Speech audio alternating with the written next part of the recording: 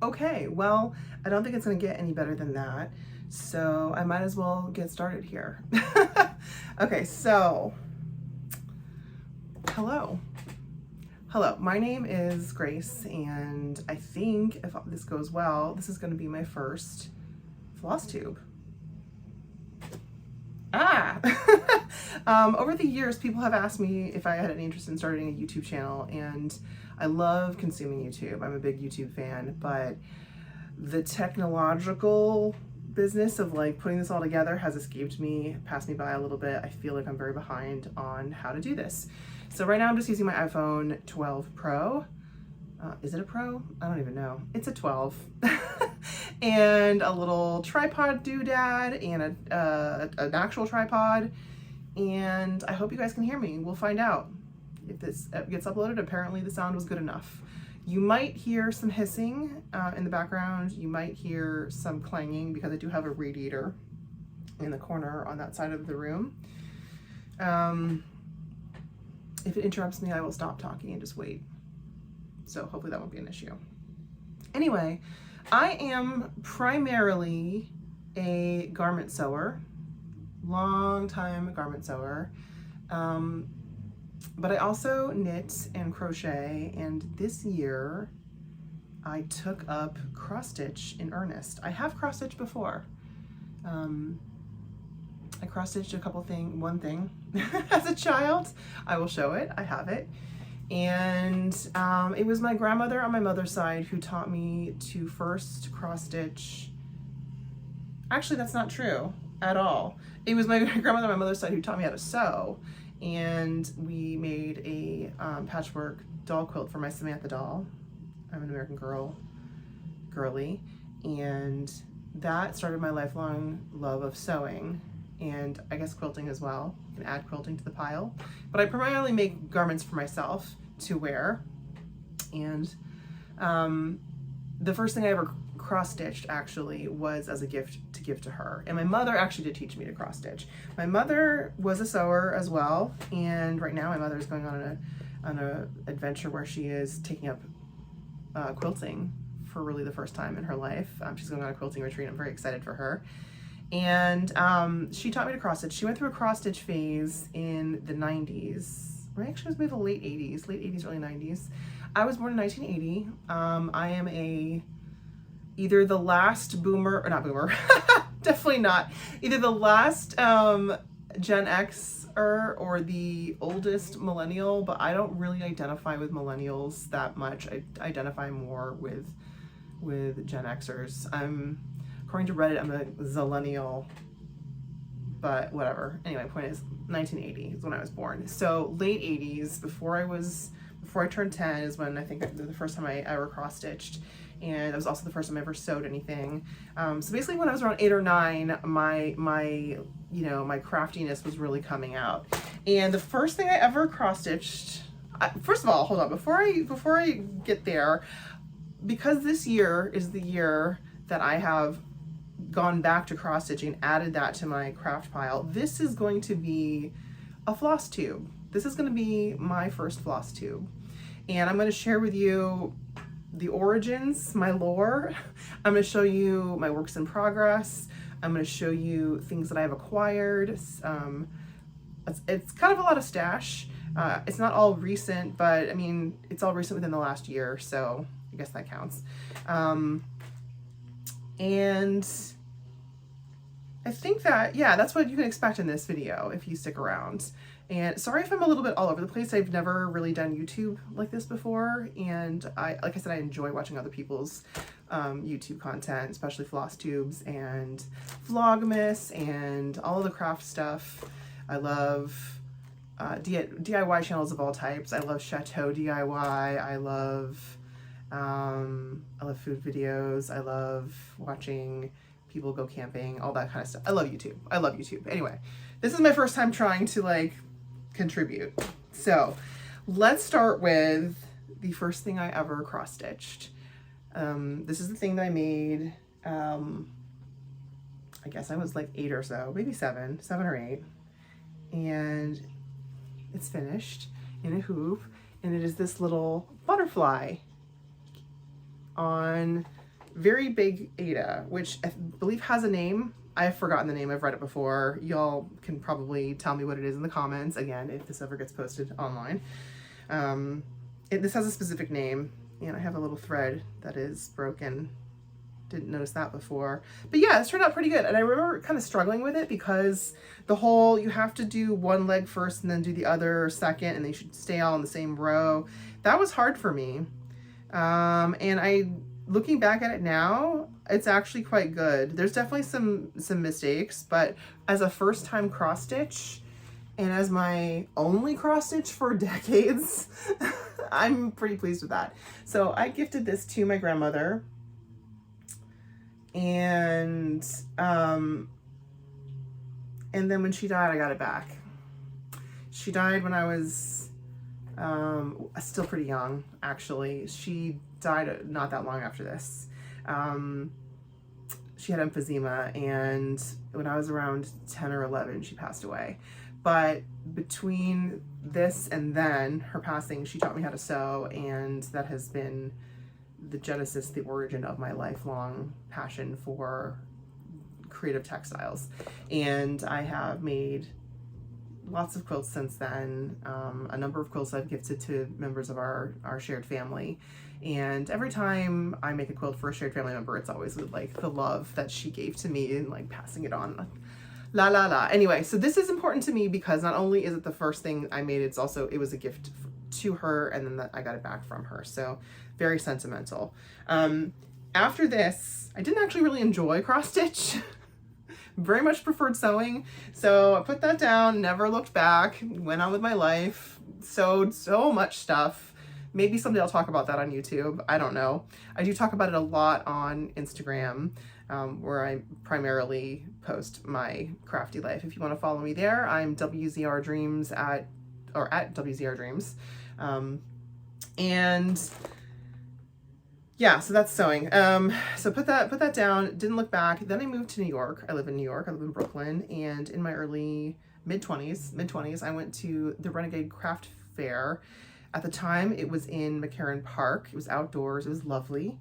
And somebody had a booth with little cross stitch kits. And I was like, I remember how to cross stitch. That might be fun. This was before I had a whole craft room to myself and a whole very robust sewing practice. At that time, I didn't, because I had sort of just moved here and I needed things that were small and portable and not super expensive. So I went ahead and bought a little kit, and then I got this frame at the dollar store later. But this is what I got. It was a little piece of black Ada, a little heart and owls design in white. So it was very simple. This frame is very dusty and dirty, but that's where it lives. I believe I painted this with like acrylic. I got it at like the dollar store, Michael's or something. Wood frames, small, petite, made in China.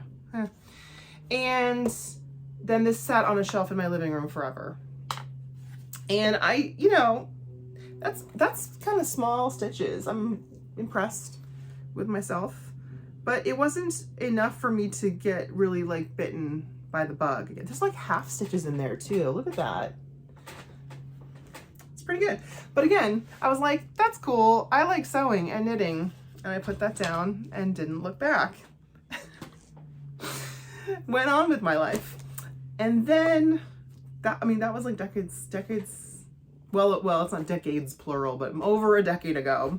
And then a couple years ago, before the pandemic, a lady at my church, we were trying to get together a little craft group there, and I brought knitting, and some other people brought needlepoint and whatever they were working on. And then one of the ladies at my church was, I guess she was downsizing or decluttering, and she, out of the blue, handed me a gold collection cross stitch kit. She's like, Grace, you know how to cross stitch, right? And I was like, yeah, sure, I know how to cross stitch. And she was like, well, here you go. And she handed me this gold collection kit. Let me get it out.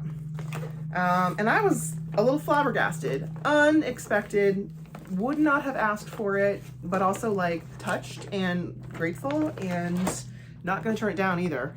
So this is what it is. It's a Noah's Ark sampler, I guess, sort of. Is it a sampler? No, it's just a Noah's Ark thing. It says two by two they came. So it's called Promises Kept. It was a brand spanking new kit, and I was like, oh, that's cool, thank you. And then I brought it home and put it into my stash and forgot about it for a couple of years.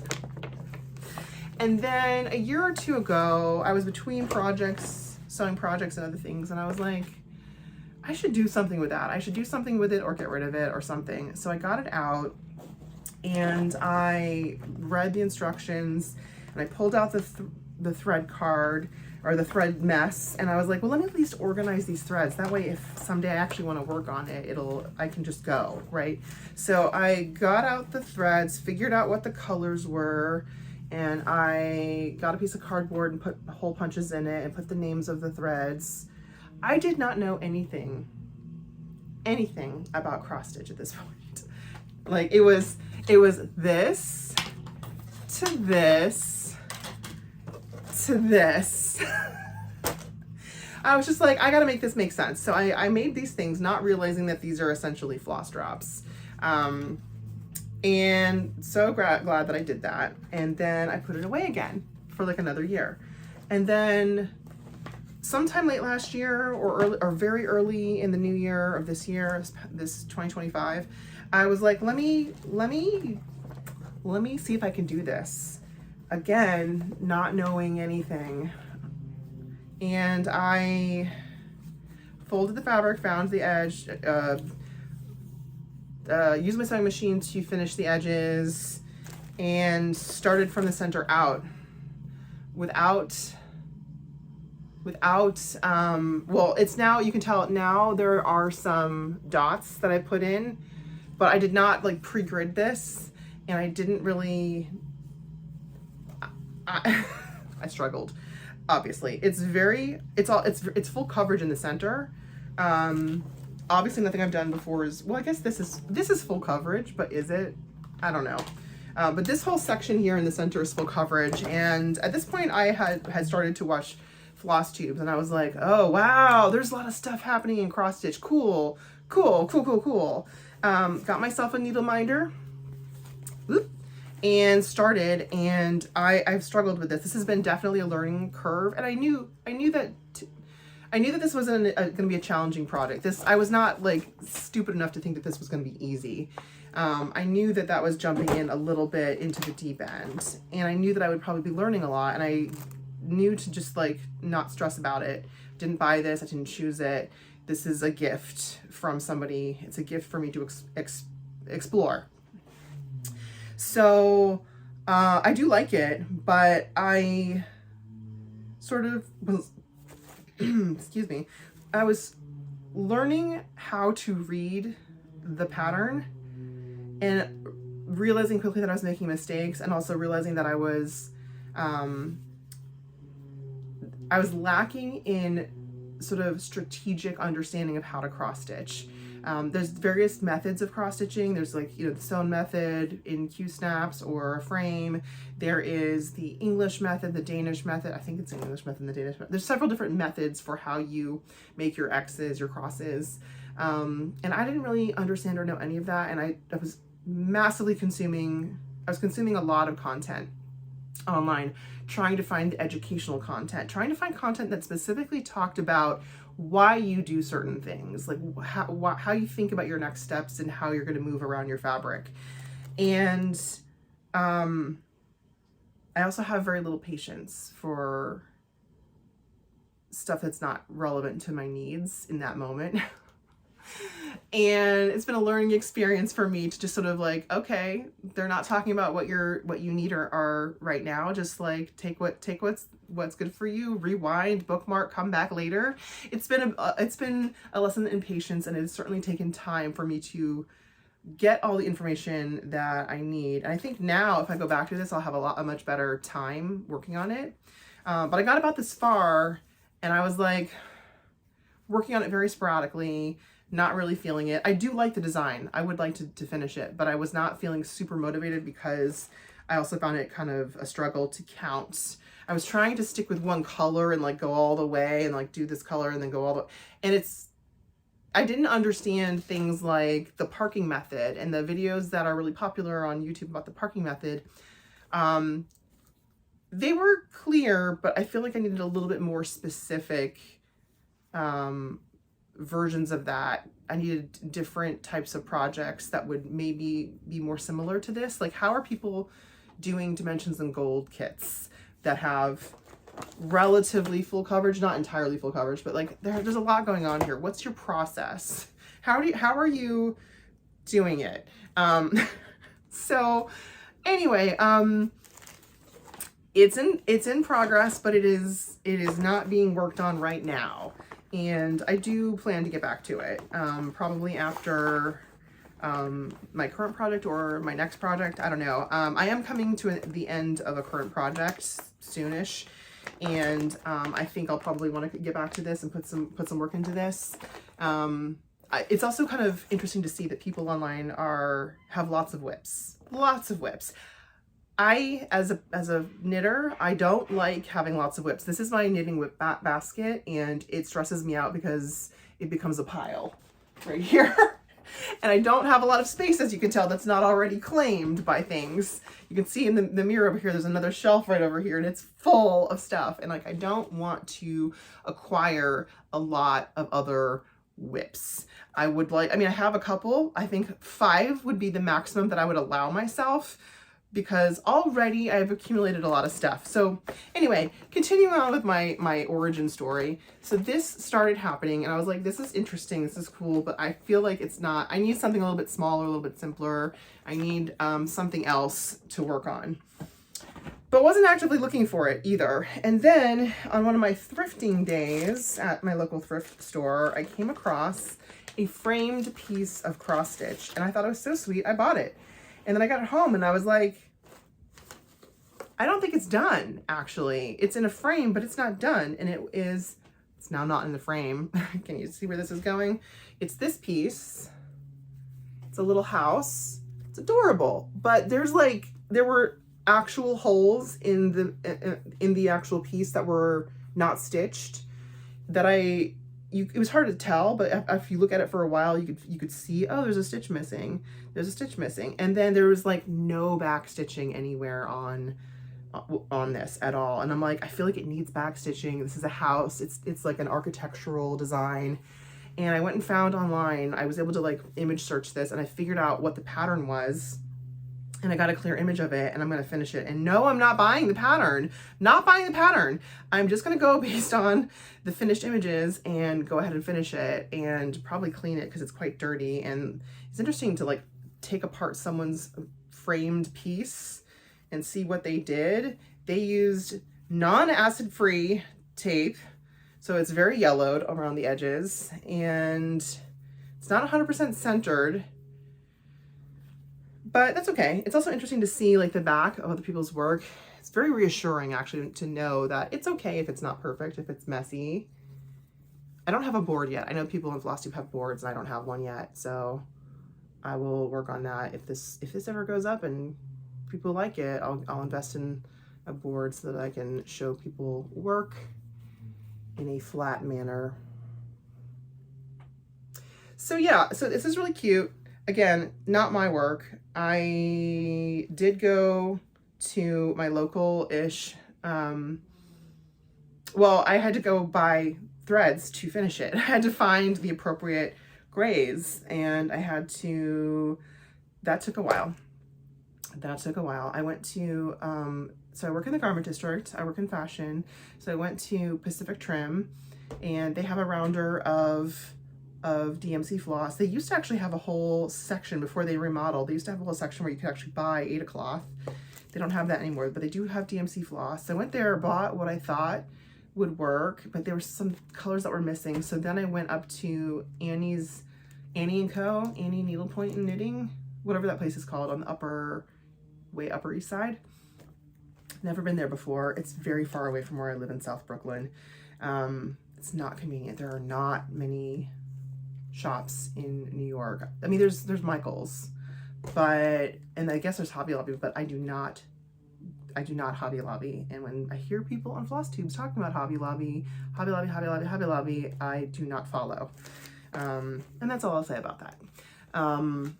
Anyway, those are the two corporate options in New York, and there aren't any cross stitch shops. There are 3 needlepoint shops, Annie's being one of them. Annie's is also a knitting shop, and they do have some Ada, and they do carry DMC, and I went there and they were very nice. And I was able to pick out some more flosses, and this is now also a whip. All I really need to do is do all the back stitch and clean it and then reframe it. But of course, yeah, here's all my, I printed out a picture online. I know that's not kosher. I know that's essentially stealing, but it was 99% done, and I'm not buying the pattern for a thing that I bought at the thrift store. I'm just not. I could figure it out on my own anyway. This is a house that exists in real life. I think it's actually up in New York too, like in Rhinecliff somewhere. Like I said, I image searched it. Anyway, here's my little needle minder. It's a little moth. I bought needle minders almost instantly after I picked this up, this hobby. So I have some flosses. I have this. This is a work in progress.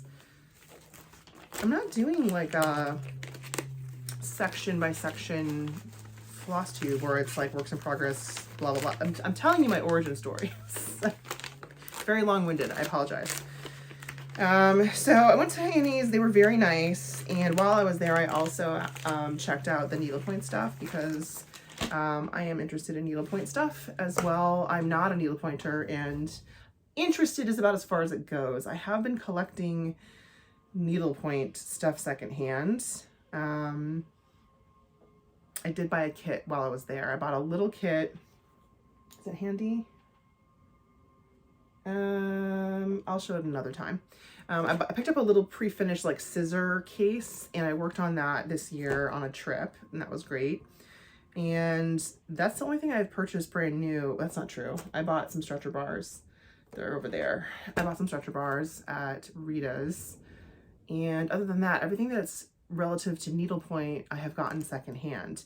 And that's part of the story because they're kind of adjacent, but they're not really the same. They're similar. And this is one of the things I don't understand. Why are there 3 needlepoint shops in New York? Why are there actually a couple more sort of needlepoint shops? There's like Navavian, there's a place.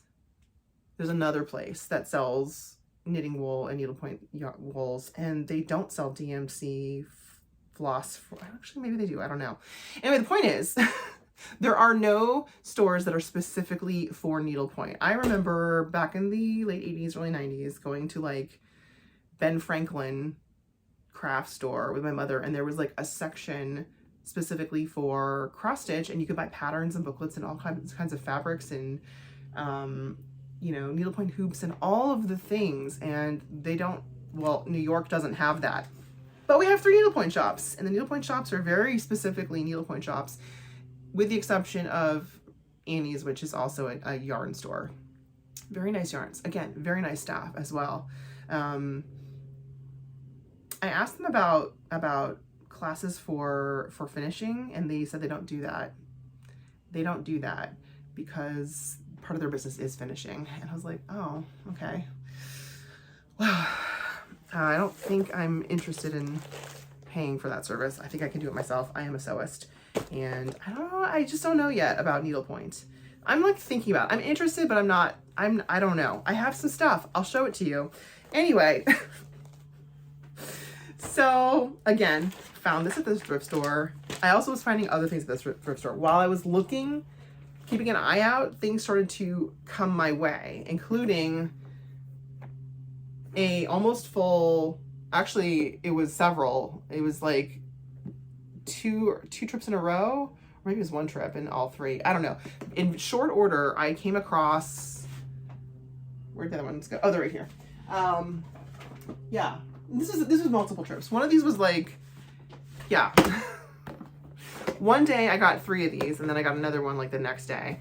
All of these were purchased secondhand at my local thrift store. So I've got 2 of the big boys and 2 of these smaller ones, and a lot of floss came in, and also a lot of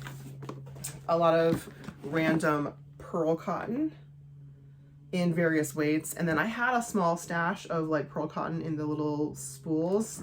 A couple more were in one of these, and I've gotten a couple more since. This is because I would like to ultimately cross stitch on waste canvas onto garments because I'd like to, this is where I sort of was thinking about this as I was getting into it with these like house and the I was thinking, you know, what would be really cool is if I could add this to garments, because I'm not so sure I'm really into the idea of like pictures on my wall. I don't know what do I want to do with this stuff? What's this all about in terms of like its end use? Like, surely I would enjoy the doing ideally, because I don't want to do anything that I don't enjoy doing. But ultimately, when it's finished, what am I going to do with it? What do I want it to become? And while I was exploring this and slowly acquiring things via thrift stores, I was also learning about tatrees, which is Palestinian embroidery, specifically Palestinian cross stitch, and it's almost entirely done on cushions, but also clothing primarily. And I love that. I love that tatrees is very personal and autobiographical and historical. It's a way of record keeping. It's a way of telling the story of her life. It's beautiful. I love that concept. And it was very interesting to learn that in Western cross stitch, the history is very rich and goes back through time to document young girls' education through samplers. And I find that very interesting as well. So anyway, this specifically was acquired, this type of pearl cotton was acquired to hopefully eventually embroider on clothing. Haven't done it yet, but it's still a goal of mine. But as I said, found this amazing thing. I have added to it. It was mostly full. Actually, it was spread across two, and I consolidated it. I don't actually feel like I need this one right now, and I'm debating getting rid of it, but I probably shouldn't. So got those. As I said, I was starting to get interested in using embroidering on clothing, and I was also interested in acquiring as much of this stuff for this new hobby secondhand as much as possible, because I didn't want to start buying a bunch of stuff that would be really expensive, or would like try to be mindful about how much I spend on my hobbies. And this year has been a very spendy year. I can talk about that some other time. Anyway, I was trying to be very thoughtful about this, only acquire things as I needed them, or as I found them at the thrift store, or as they came to me. I have had some friends give me some things. So some of my Instagram followers, friends and followers, have sent me things that were in their stashes that they weren't using, or, you know, belonged to a family member. And that's been really nice too. But I have actively been searching on eBay for linens, because it's not that linen is expensive, but I've never used it before. I've only used Ada up until this point in my lore, and I wasn't sure what I would like, and I didn't want to spend a whole lot of money to find out. So I started acquiring some things on eBay. I found this piece of Zweigart. It's white. It is Belfast linen, number 51. Apparently it originally cost $6.99. I'm sure I spent more than that, but not a ton. Less than retail price. I got this piece of Belfast Twilight Blue linen. It's a 32 count. That's what Belfast is, right? 32 count. Yeah, so now I have two pieces of Belfast Zweigart, presumably. And then I also have this piece of 28 count Cashel. That's what 28 count is. It's Cashel light sand. This is 18 by 27. These are linens. And then I also started acquiring kits at the thrift store, and they would be like kind of ugly kits, or kits that I wasn't interested in actually like making. I'm like, what am I gonna do with that? It's on white Ada, and it looks like ketchup and mustard. I do like that it has little quilts. Anyway, this kit came with all the threads. This is by the Designs for the Needle. I don't know what I spent on this. It was probably like $5, but it had a nice piece of linen, not linen, Ada in it. What size? 10 by 10? 10 by 10. I took that out and I dyed it. So I started consuming content about people dyeing their Ada. So I dyed it. Here it is, it's unused. Nice piece. While I did that, I dyed some other pieces that I'd found in kits, and then a piece I'd also purchased new at one of my local fabric stores. There is a Notion stores. There is a Notion store in the Garbage District called Daytona Trim. They're lovely. They've been there forever. They have really great rickrack and laces, and they actually, you can get patterns there for pretty cheap. They have like a whole back section of like old ancient out of print patterns, pretty cheap. And they're like the only place you can actually get patterns. I'm talking about sewing patterns, by the way, like big four sewing patterns. They're the only place you can get patterns in the Garment District where you can actually look through them. And it's not like buying them at Joann's. They are not marked down very much, except in the back where it's like $5 a piece or 3 for $10 or something like that. I don't know.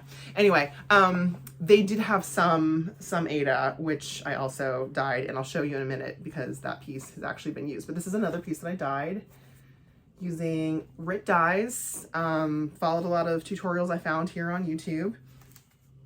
There's another piece of Ada. I did not dye this. This is just like a nice brown color. I actually don't know how nice it is, like khaki green. I might have to dye this one too. It's a nice size though. That's a nice size piece of Ada. This one appears to be, I don't know, 14 count. This one might be 14 count. These look like more like 16 or 18 count. They're a little bit finer. So anyway, I was having fun with that and continuing to find things online. I did buy a couple things new via 123 Stitch and like Michael's. I got some like plastic bobbins. I got plastic bobbins after I realized that the cardboard ones that came with one of my boxes of floss, I tear them. I am brutal with them, so I got plastic ones. And I also got this little needle case. I think I got this at Michael's on one of my trips. And then oh yeah, eBay, more fabric. So I'm like building up a stash of fabrics that's primarily secondhand. I've got some Floba in a nice oatmeal color. That's an 18 count. It's very rustic looking. It's 14 by 18 inches, and somebody sold this once upon a time for $2.75. I got a whole bundle of this on eBay. Here's another piece of Belfast linen. This is 21 by 27 inches. This is, somebody tried to sell this for $9. So now I have 3 pieces of big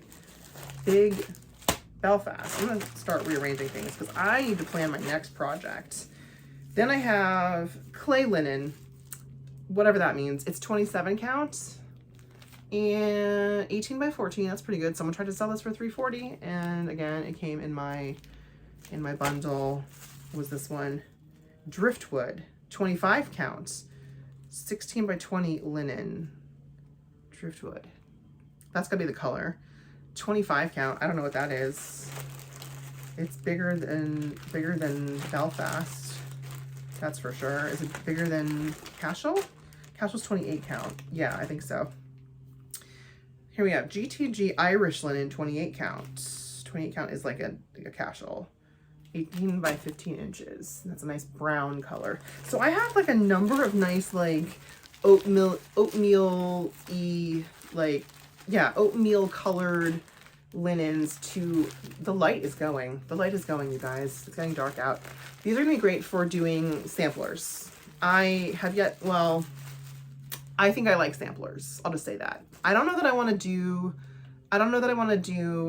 reproduction samplers, but I like samplers, and I like the sort of primitive aesthetic. Not entirely, I mean, it's not the only thing I'm interested in, but I like what it means, what the meaning behind an actual sampler is. I just don't know how I would feel if I was an 8-year-old and I knew that in 200 years, a 46-year-old woman, I'm not 46, how old am I? 45. I don't know how I'd feel if I thought that in 200 years, a woman of a certain age would be copying my childhood schoolwork for fun. Would that embarrass me? I don't know. I find it a little, it's an interesting thought, and I'm not sure how I feel about it. And it's not, that's not a shame or a judgment on anyone else. I just don't know how I feel about that. But I do like I like seeing all these samplers. I like reading about them. I like to see what other people are making. And so I guess I don't really mind that much. I just don't know if it's for me, but I do like samplers. Ultimately, I want to design my own sampler that's about me and my life. That's what I really want to do in terms of cross stitch that isn't on clothing. Anyway, as you can tell, I'm really getting into it, right? But again, it's mostly in the planning phase. So here we go. Casual, kits that I'm cannibalizing. I have some more kits. Oh yeah, I also I got some waste canvas, ultimately to go on so that I can embroider on clothing. I'm thinking like yokes of dresses or cuffs and sleeves, things like that. I think it'd be really nice to add some detail. And that's also why I like the idea of samplers too, because ultimately samplers are about learning stitches and patterns to figure out, first of all, to practice them, but also to figure out which ones you like. And that could ultimately lead to something that could go on a dress or a garment of some sort. So, right, there's that. I have right here next to me, I have some kits. These are actually mostly needlepoint kits, but I'll go ahead and show them. Actually, here's another little cross stitch kit I found at the thrift store. This was like $1.97. It says Home Sweet Home. It's very small. It's supposed to be a magnet. Comes with the little frame and the floss. How big is the piece of fabric? 18 count refrigerator magnet. I don't know. It was $2. I don't know. There's no stores. The only store I have is the thrift store. So what I was gonna do? I have to get it, of course. Anyway, moving on. Back in the late summer, early autumn, there was a Park Slope stoop crawl. It was organized by the Park Slope, I don't know, community. And basically it was the day that basically if you wanted to do a stoop sale in Park Slope, you're welcome to do it that day. And it was like a community marketed event, and you could just like walk up and down these blocks, which, oh my God, if you don't know New York, Park Slope is on a slope. It's several blocks up towards the park, Prospect Park, and it goes down towards the waterfront. And it's long. Park Slope is long north to south. And so you're just like zigzagging up and down hills. Anyway, I went naturally with, I met up with a couple friends and we had a good time. And I found was this that time or was this a different time? There was another stoop sale event. I'm getting confused. So that time, this Park Slope one, I didn't get a whole lot. There was another community stoop sale. It was in Prospect Lefferts Gardens. That's what it was. Went to that one. That was earlier in summer, and that's where I found this. I found this little Tree of Life needlepoint canvas with all of the wool. And yeah, the name of the designer is on it, I assume. It says Ellen Franklin. And I recognize it as a Tree of Life instantly because at this point I'd been doing research on motifs. I'll get to that in a minute, like how I knew. Well, aside from like hearing a little bit about that on YouTube. What's that girl's name? Charlie. Oh gosh, she's like big in the sewing community on YouTube. She did a course at the Edinburgh Royal Needlepoint School, and she talked about how one of the cruel projects was Tree of Life. She explained Tree of Life. So when I saw this, I was like, that's a Tree of Life, isn't it? Yeah. So I got this. It was like $3. She also had a little eye canvas thing, which I started right away, and I'm pretty sure I did it wrong. And I could tell right away that I was like confused, so I stopped doing it. So this is like a self-finishing needlepoint kit, and like I said, I stopped. Put that into my stash, never to be thought of again. And then when I went up to Annie's Needlepoint, I bought that little scissor kit that I mentioned earlier. It's the same kind of self-finishing kit, and that one had good instructions, and I was able to like learn on that one. And I think I can like come back and do this one again if I want. But I will say this, the colors on that are painted onto this canvas are very faded, and it's a little musty dusty, so I don't know. Other kits that I have come across secondhand. Here's one that was given to me by a friend. This is on a very fine canvas. I don't know what size it is. It looks like someone tried to sell it for $1 at one point.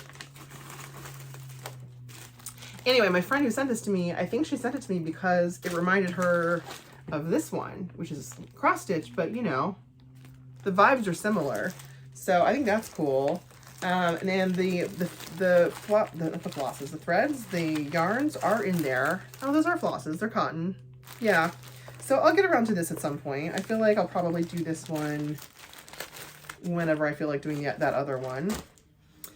And what else do I have? This one. I just picked this one up today at the thrift store. This is I hope it's all there. It was like $2. It's a little pansy, and it came with the frame. And it's got, it says here, this is called Penelope canvas, and it is not pre-painted. So this is like, it's kind of like counting cross stitch, except that it's going to be needlepoint. It's interesting to watch people argue online about like, that's not needlepoint, that's cross stitch because it's not done on canvas. Anyway. Oh, the needlepoint community is interesting. I'm just watching from the sidelines, not sure if I want to dip my toe into that community. It's something. Okay, that does not cover everything. Let's talk about some other things I've been thrifting. First of all, I've been keeping an eye out for frames because all this stuff's gonna have to get framed at some point. This is the frame that the house came in. And oh, it has the price on it. It says $1.97. That means I had bought that little house for $1.97, and I have since lost the little tabs that you put in to close it. And I don't know what I'm gonna do about that, but it's a nice little frame. Hopefully I can find the tabs. They're probably floating around this mess somewhere.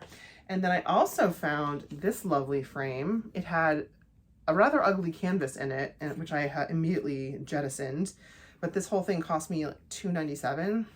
Price tag's right there. And I just thought that was really pretty. Don't know what's gonna go in it yet. Maybe this house, if it turns out looking cool. I don't know. We'll see. I'm keeping an eye out for nice frames though. There aren't a lot at my thrift store. My thrift store does not have a lot of frames, and they put them on the floor and they get dinged really quickly. And so I keep looking, hoping that if something does appear that is nice, that I'll be able to save it before it gets destroyed by foot traffic. But that's it so far on the frames. Also been acquiring slowly some books, and I'm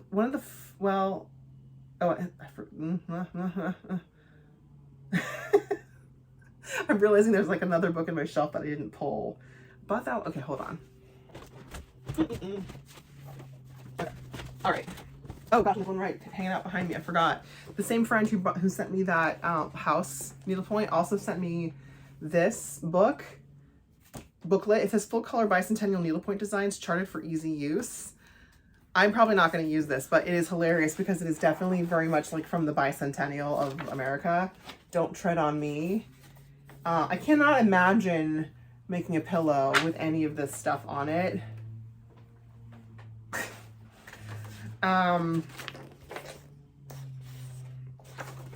Yeah, it's funny though, and I appreciate that she sent it to me because she knew I would get a kick out of it. What else? Books, so many books. Hold on a sec. Books. I have been collecting books. I swear, I'm gonna get to the works in progress in a minute. We're clocking in at 45 minutes now. I want to try and keep this under an hour. Some of the first things I got when I was talking about this online was a couple books that my friend sent me or gifted me. She had found these in the trash. They're kind of more needlepoint than anything. This one, it's in a different language, Vesla, and when I shared this on Instagram, somebody told me what language this was, and I have, of course, forgotten. But this has a lot of really beautiful borders and things that I could use as inspiration for clothing. Some of it's in color, not a lot of color. But it's very lovely, and I'm very appreciative of this. So again, that's a lovely book. And she also gave me this one. This is Oriental Carpets in Miniature. This is definitely needlepoint. And it's these historic carpets reimagined in needlepoint. And so these are definitely charts. You would either have to paint it yourself onto a canvas or read from the chart. Very cool. I don't know that I'm ever going to use it, but I really like the book. It's really fun. I found this book on a recent trip to Detroit, and we went to a used bookstore. This is Erica Wilson's Needleplay. She used to have a show apparently in the 70s on all kinds of needlepoint, including cross stitch, including crewel, and needlepoint. And so she's got a lot of really fun projects in here. There's a couple different like stitch dictionaries type pages, which I find very helpful. A lot of how-to guides. So that's really helpful. Love the colors. It's very 1960s. Is there a fun picture I can share? Well, here's a fun chart. And yeah, love that. That one's fun.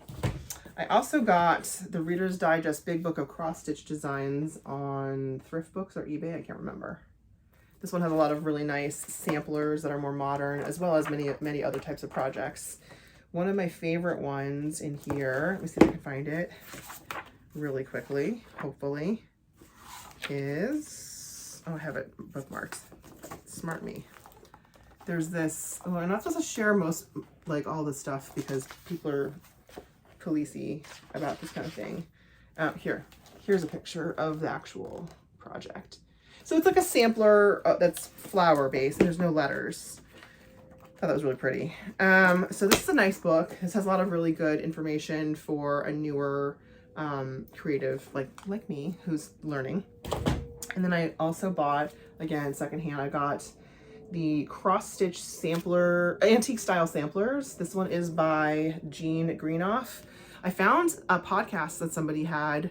If you look on like Apple Podcasts and you search for her name, you'll find there's an interview with her somewhere on some podcast, which I found really lovely. And she has really great traditional style samplers. Some of these are actually reproductions or they're inspired by a historical sampler. I'm really intrigued by the Adam and Eve ones with the tree. It's the tree of life. It's the tree of life. And there's little naked people and pretty floral borders. Yeah, so this is a good book that I like and I'm enjoying. What else? So many books. So many books. Oops, those are the books I got today and are not necessarily cross stitch. Where's the other ones? Oh, here we go. I don't know where I first heard about this book, but it wasn't that long ago. And I bought it like almost instantly on eBay. This is called The Stockings Were Hung. And it is a Leisure Arts Christmas Remembered book. And I think this one was published in the mid-90s. 1998, The Stockings Were Hung. So this is a book that just has stocking patterns. And I fell in love. I just flip through upside down. There's a lot of stockings, a lot of like little smaller things, a lot of charts in color.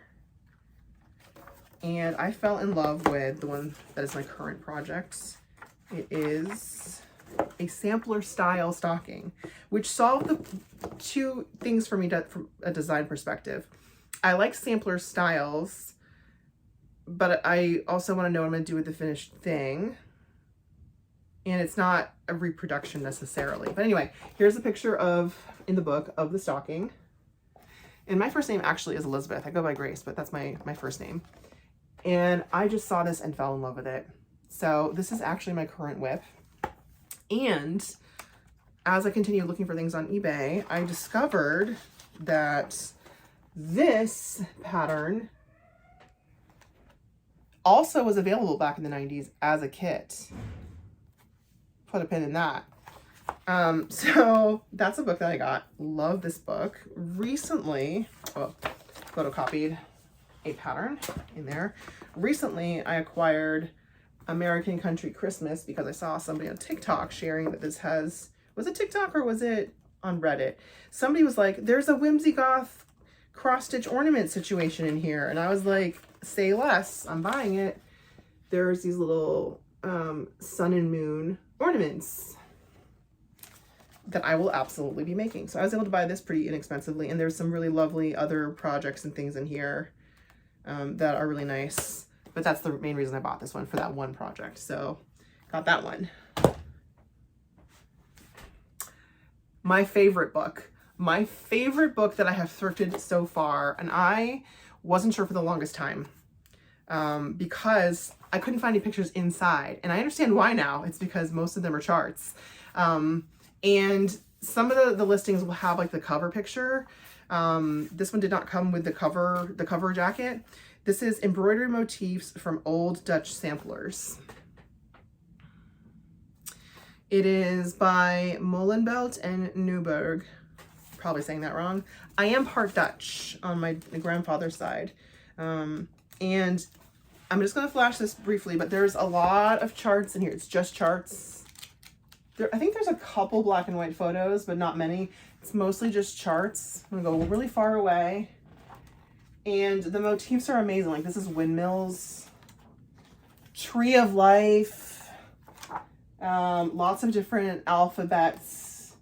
There's a lot of religious stuff in here. There's cupids, there's churches, buildings, churches, all just motifs. And there is a lot of information about like where this stuff was first found.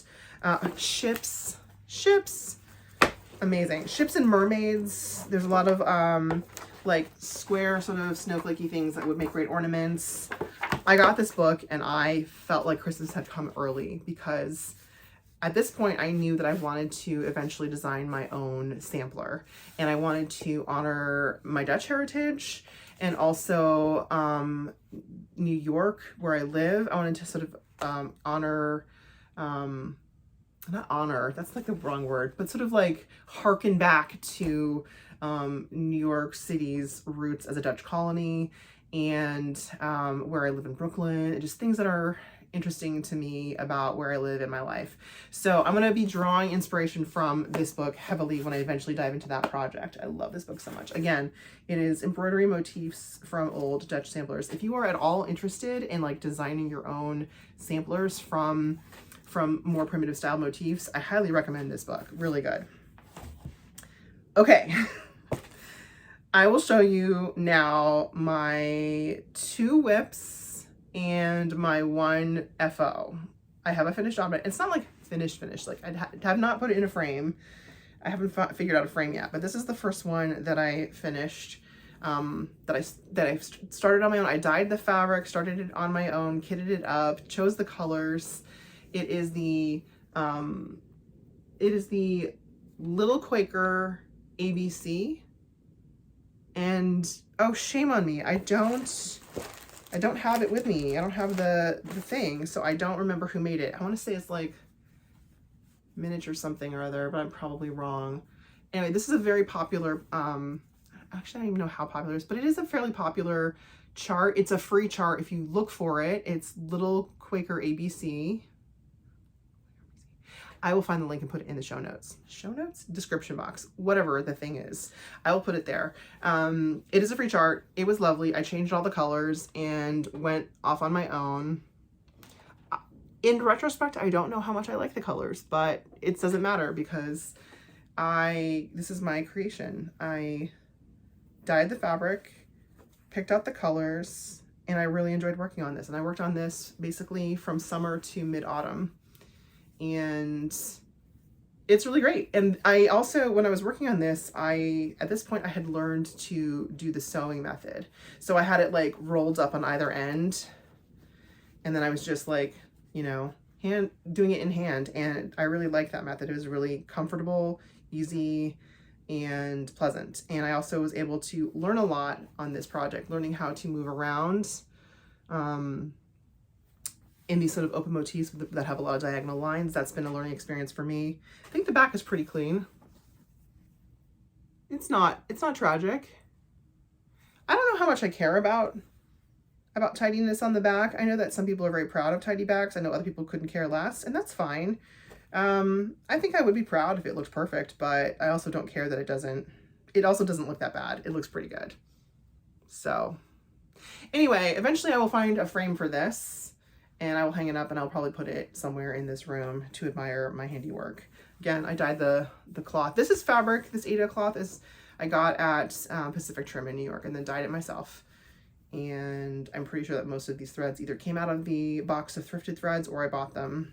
But I think most of them came out of that box of thrifted threads. So that's the FO. And my current project, as I said, is one of the current projects is the stocking from that book. The stockings were hung. I kind of like unclip it and everything. I've been working on this pretty constantly. I worked on it a lot yesterday. Yesterday was Christmas. Oh, it's so wrinkly. I'm so sorry.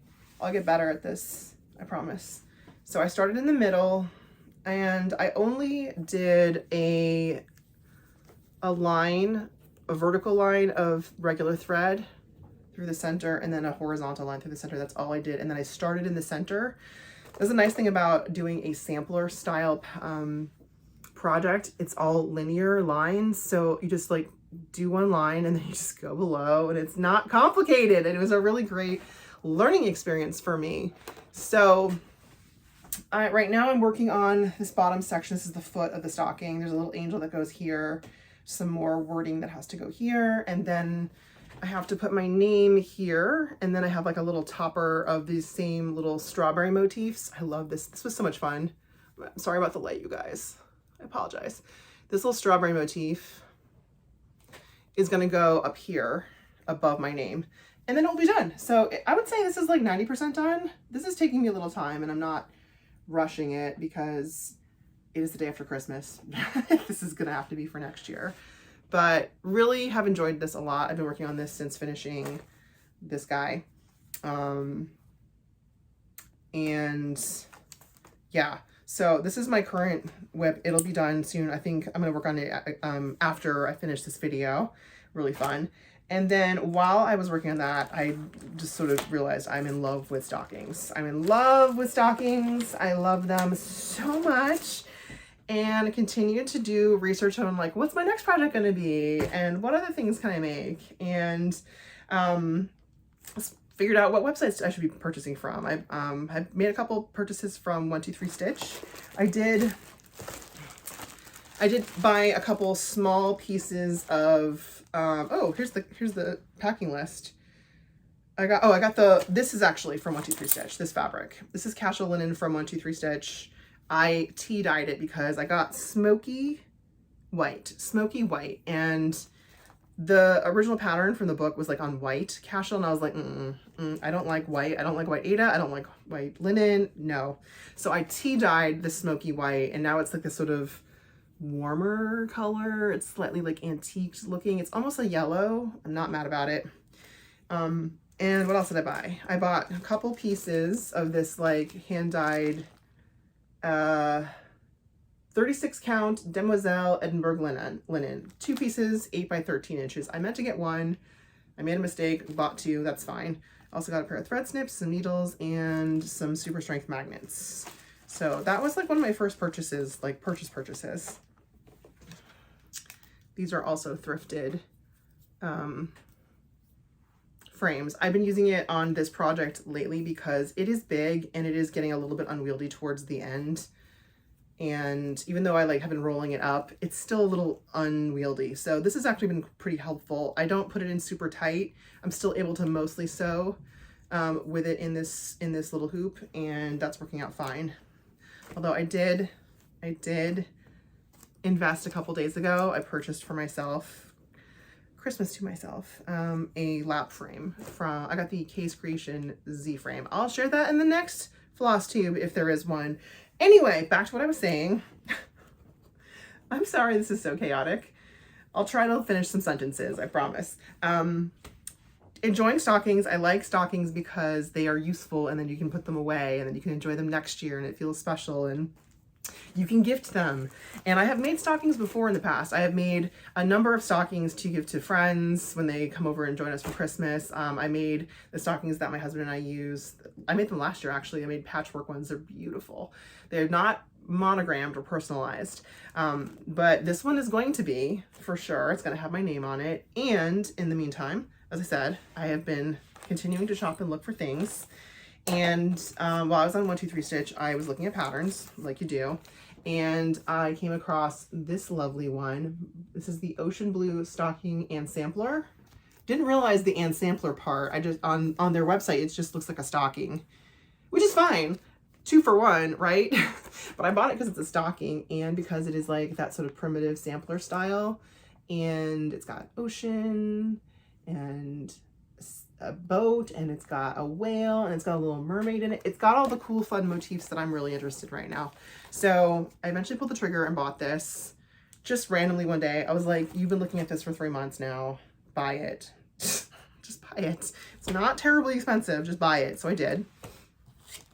Very much looking forward to working on this one at some point. There is one FlossTuber out there that I follow whose name I'm forgetting because I'm new at this. I will try to figure it out and put her in the description. She's been working on this, and one of her recent posts, she shared an update on her progress, and I was like, yay! So really excited about this pattern. This is going to happen. In addition to that, I noticed that online on eBay, there are lots of stocking kits because kits are a thing. Stockings are a thing, kits are a thing. And then I realized that Bucilla has a kit that I recognized.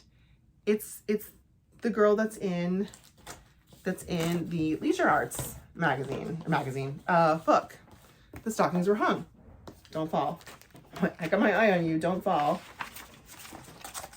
See her? Gotcha. So this, I was looking at this for a while and before I bought it. I also was looking at gold kits. Got this one. This one came first, then this one. It's been really interesting to have both of these. They are different companies, different Aida size. This one is actually finer. This is a 18 count. 18 count ivory Aida, and this one is 14 counts. So that's a pretty significant difference.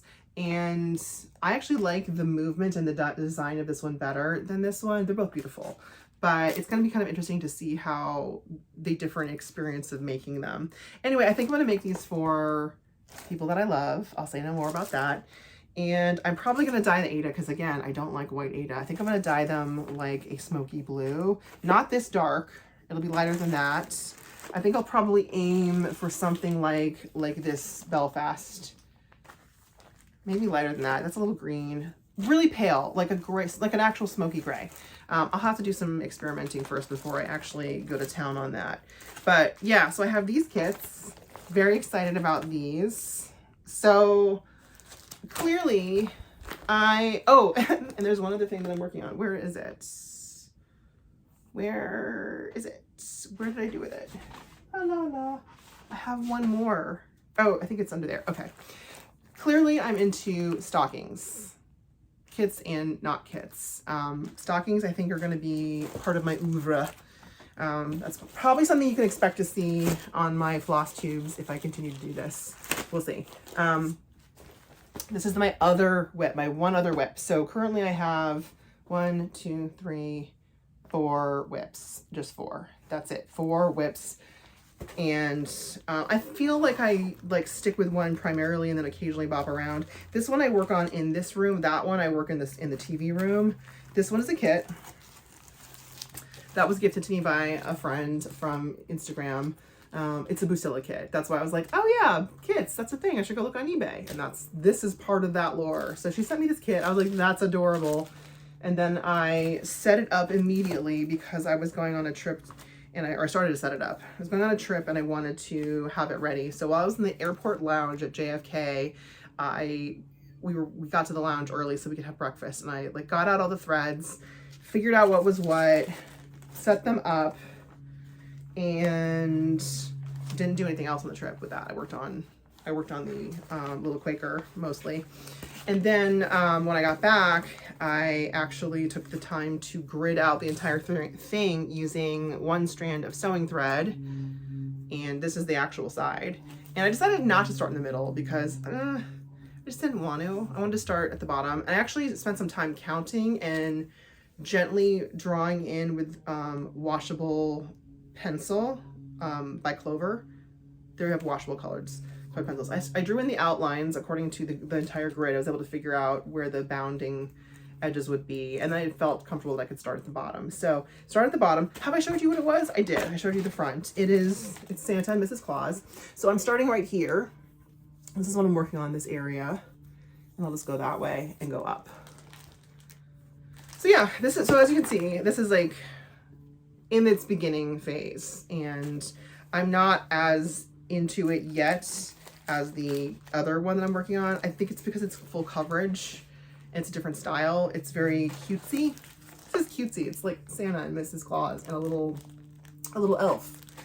And I like it, but I don't know that I would have bought it. I'm glad that I was gifted this because I am enjoying it, but it's like, I'm trying to figure out where my like style lies, the types of things that I like to or want to make. And that's what's also been sort of fun about watching all of the floss tubes out there, is seeing what other people are making and, you know, what kinds of things they're making that I'm also interested in making. This project bag I made, FYI, it's a basic project bag. I got the instructions from Elizabeth Ann Can Stitch. She has a really great tutorial, and I followed that using fabrics from my stash, and it's turning out pretty good, or it turned out pretty great. I did put in a pocket on the inside. I just used like a denim jeans pocket from some deconstructed denim, and that was a really good add-on. I highly recommend doing that if you're gonna make yourself a project bag. Do put an interior pocket in, even if it's a simple bag. This is a really simple bag, and I really like it. The fabric is a Robert Kaufman print, and I love how I was able to get the repeat to match over the zipper. And I added this little hook. This was not part of the pattern, but I thought this would be pretty useful while traveling if I could just hang it from something. Haven't done it yet actually, but anyway. So that's it. So those are my my whips. Those are my books. That's my stash so far. This is how cross stitch has taken over, and how I have slowly acquired things through not a lot of new purchases. Almost all of this, I would say 95% of this has been secondhand, and that feels good. That feels measured and thoughtful and low stakes. I do keep track of my spending on my crafts supplies. I've been doing that for the last 3 years. I used to do it a long time ago, and then I stopped.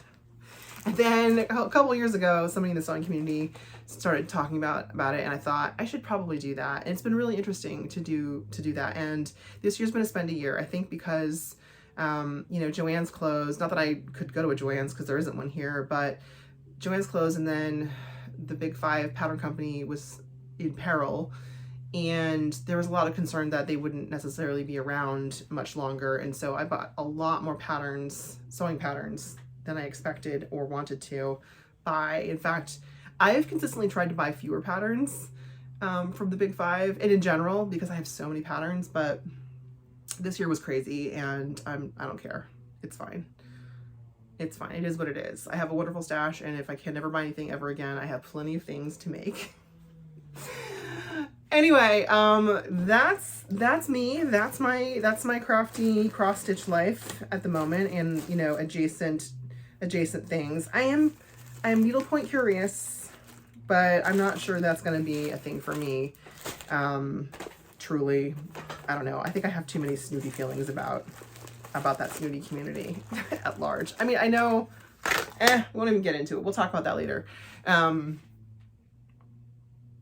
I didn't even show you one of the other canvases I have. I have a bigger needlepoint canvas that somebody sent me. It's beautiful, but I'll save that for another time if I've actually worked on it.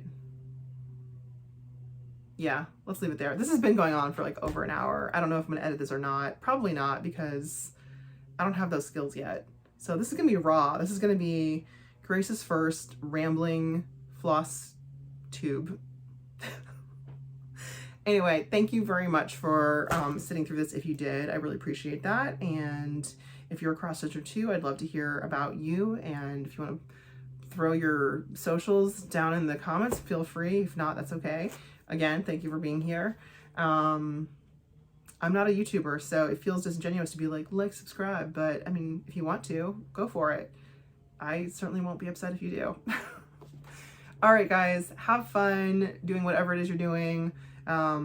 Be crafty, be safe, and I'll see you when I see you. Bye.